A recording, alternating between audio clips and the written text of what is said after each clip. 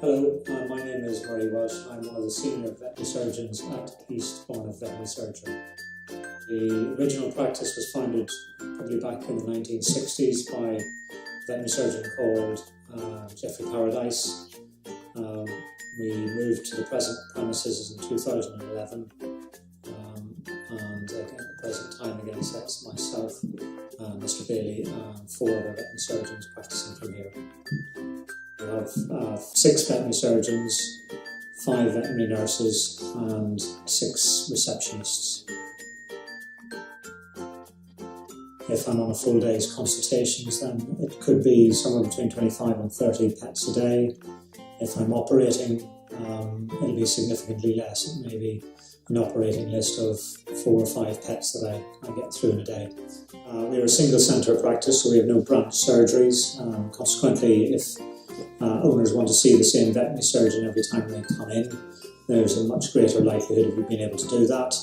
So the continuity of care is significantly better. The surgery has been designed in such a way as to give an impression of a non-clinical feel to it, so consequently the waiting room's got lots of things in it for children and pet owners to look at. So there's chameleons, we have an aviary outside, we have a small pond which has terrapins, we've got chameleons in various stages throughout the practice, so it just gives the people again that come into the practice just a nicer feel than an ordinary clinical setting that you would expect in an ordinary veterinary surgery.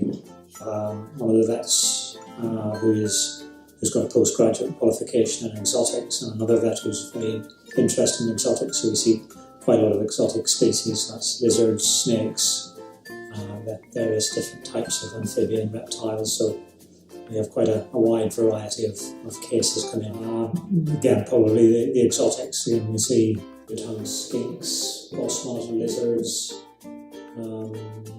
we see parrots and macaws from time to time, so we have probably a broader base to our knowledge, because we obviously have to know about the anatomy, physiology, biochemistry of multiple species, and especially nowadays with there being more exotic species that we treat, again, say some of the physiology and anatomy and biochemistry is significantly different from mammals. As we design the surgery ourselves, again, say the layout of the surgery provides for a much better flow of patients through, from examination to diagnostics to treatments to aftercare.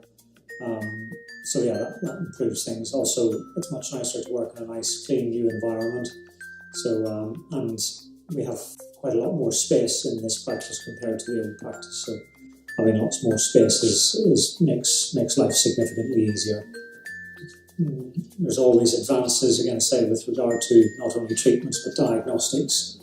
So when we try to keep up with all of these things, again, say pieces of equipment take up room, so we need more room in order to store and provide the more up-to-date techniques that may be used in veterinary surgery. Well, we have nurse clinics, so we have weight clinics and dental clinics, which the nurses run.